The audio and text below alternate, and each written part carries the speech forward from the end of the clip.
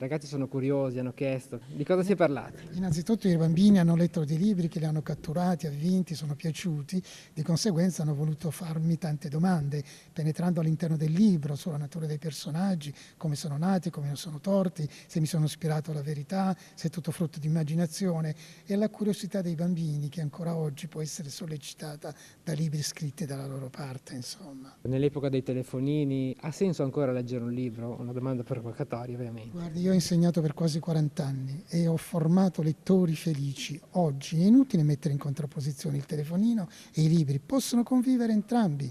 L'importante è che i bambini, per innamorarsi dei libri, non si dicano loro soltanto delle parole, leggere è bello e basta, bisogna dimostrarlo praticamente. Quindi il compito dei genitori e degli insegnanti, soprattutto della scuola, è proprio questo, innamorare i bambini dei libri. Io non ho fatto altro che questo durante i miei anni di insegnamento, quindi oggi un libro può essere ancora un buon compagno di strada per i bambini.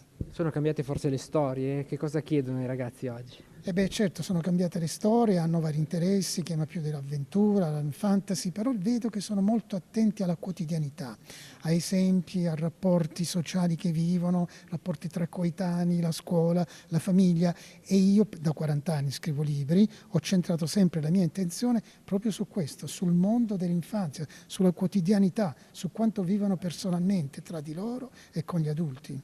Nei libri c'è speranza? Han bisogno i ragazzi di speranza, soprattutto alla luce del mondo di oggi, ecco. Sì, hanno bisogno di speranza e noi di adulti soprattutto abbiamo il dovere di coltivarla, non in modo retorico, ma in modo concreto. In tutti i libri che scrivo io parlo di tutto, parlo della quotidianità, parlo dei momenti difficili, però do a tutti la possibilità di venire fuori dai momenti critici della vita, e quindi leggere un libro deve anche fornire un elemento, diciamo, di formazione, appunto di speranza, di guardare oltre con più fiducia, nonostante tutto quello che vedono intorno.